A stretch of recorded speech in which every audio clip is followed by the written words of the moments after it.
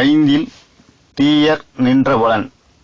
ஜாதகத்தில் 5ஆம் இடத்தில் தீய கோள்கள் நின்றால் என்ன பலன் நடக்கும் என்பது பற்றி புலிப்பாணி சித்தரின் பாடல்களும் விளக்கங்களும். பாடலை பார்ப்போம். தானென்ற பஞ்சமத்தில் கொடியோர் நிற்கில், தாரணியில் குடிவிளங்க புத்திரர் இல்லை. ஊனென்ற உதயாதி பெரியோர் சேர, உத்தமனே உதித்ததொரு பாலன்தானும்.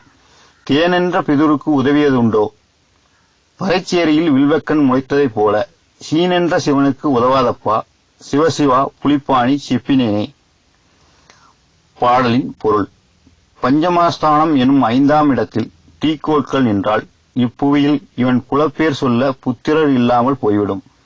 லக்னாதிபதி குரு கூடியிருந்தால் ஜென்மனுக்கு ஒரு பலன் உண்டு. இவனால் பிதுருக்கு என்ன பலன்?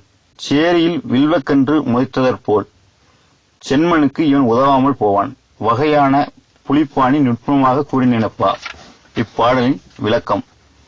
5ஆம் இடம் என்பது புத்திரஸ்தானம் என்று அழைக்கப்படும். இதில் தீக்கோள்கள் இருந்தால் புத்திர உற்பத்தியை நாசமாய் போய்விடும். காரணம், கொடியோர் தாம் இருக்கும் வீட்டையும் அதன் வம்சத்தையும் நாசம் செய்வர் என்பது ஜோதிட ரீதியான விளக்கமாகும். இந்த தோஷம் தீர லக்னாதிபதியுடன் குரு கூடி சுவர் பார்வை பெற வேண்டும். சுவர் பார்வை இல்லையெனில் ஒரே ஒரு புத்திரன் மட்டும் உண்டு. அவனால் இந்த ஜாதகருக்கு எந்த பிரயோஜனமும் ஏற்படாது. காரணம், 5இல் பாவிகள் சூழ்ந்துவிட்டனர்.